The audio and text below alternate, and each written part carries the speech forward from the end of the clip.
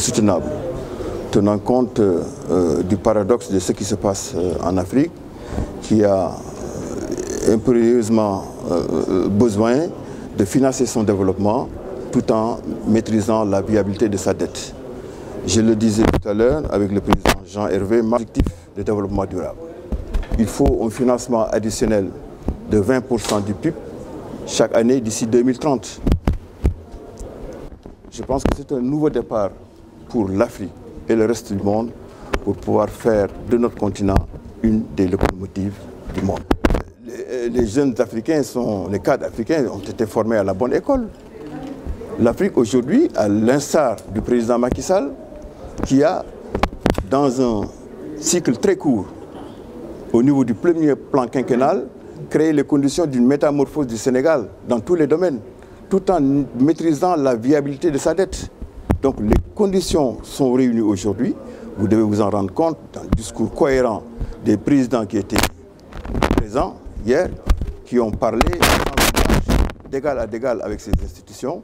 Nous pouvons dire que nous sommes fiers de nos présidents et que les conditions sont réunies aujourd'hui pour un jour très exceptionnel, non seulement au niveau africain, mais au niveau mondial, puisque l'idée du consensus de Dakar, c'est l'idée que aujourd'hui, le monde n'est pas comme il était il y a 20 ans ou 30 ans quand on avait imaginé le monde du consensus de Washington, qui était quand même très tourné autour des pays développés, qui avait une logique très écrite à l'avance. Ce monde-là est fini. Et le consensus de Dakar marque le fait de plusieurs éléments extrêmement nouveaux. Le premier, c'est que tous les économistes du monde pensent que l'Afrique sera l'une des locomotives de la croissance mondiale, pas dans 10 ans ou 15 ans, mais dès aujourd'hui, dès les années qui viennent. Donc c'est un problème de court terme, c'est pas du tout un problème de long terme.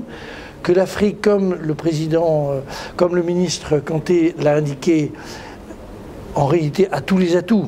Le seul problème, c'est d'arriver à éviter ce que j'ai eu hier soir en discutant avec la BBC, c'est d'expliquer les problèmes de l'Afrique, les problèmes d'Afrique. Tous les pays du monde ont des problèmes, ont des défauts et des qualités. Il se trouve qu'aujourd'hui, c'est le tour de l'Afrique de réussir.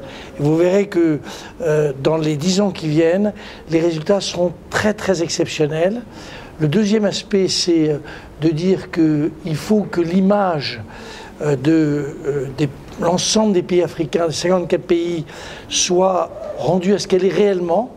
C'est-à-dire que les investisseurs privés venus d'un peu partout, cette épargne, j'allais dire très importante qu'on a à l'échelle mondiale, soit canalisée vers des investissements, des projets en Afrique, et que nous disons, nous, les économistes, disons que si nous pouvons gagner 2 points de croissance pour les 54 pays africains, ce qui signifie de doubler en gros les investissements d'infrastructures dans les 2-3 années qui viennent, nous augmenterons la croissance mondiale de plusieurs dixièmes de points, la croissance mondiale, et comme je fais partie de ceux qui pensent que la croissance mondiale va ralentir, ce sera très important.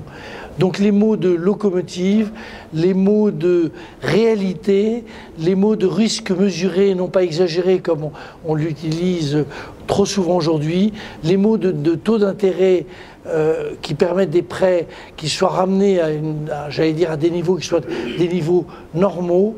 Tout ceci, ça fait partie du décor de ce que seront les 10 années qui viennent, dans lequel, évidemment, l'Afrique sera un élément moteur. Et en Afrique, puisque c'est comme ça que nous avons lancé l'idée avec le ministre Kanté, l'Afrique et le Sénégal est récemment le pays qui est un modèle pour le développement, la croissance soutenable et inclusive. Je rappelle toujours que c'est l'avenue du président Macky Sall aux rencontres d'Aix-en-Provence, il y a 4 ans, qui est le premier à employer ce terme de croissance inclusive. Et c'est à partir de ça qu'on s'est dit il faut qu'on travaille là-dessus. Et puis avec le ministre Kanté, nous avons convaincu Madame Lagarde, qui à l'époque était directrice générale du Fonds monétaire, qu'il fallait faire quelque chose à Dakar. Et c'est une aventure qui commence. Je ne sais pas si il y aura beaucoup d'années avant qu'on voit des résultats très rapides. Moi, je suis convaincu que tout ça est un problème de très court terme. Et dès l'année prochaine, le président Macky Sall a demandé à des économistes de participer avec le ministre Kanté à l'évaluation de ce qui était d'abord la croissance inclusive au Sénégal, et puis en quelle matière ceci peut être un exemple pour l'ensemble des pays en Afrique.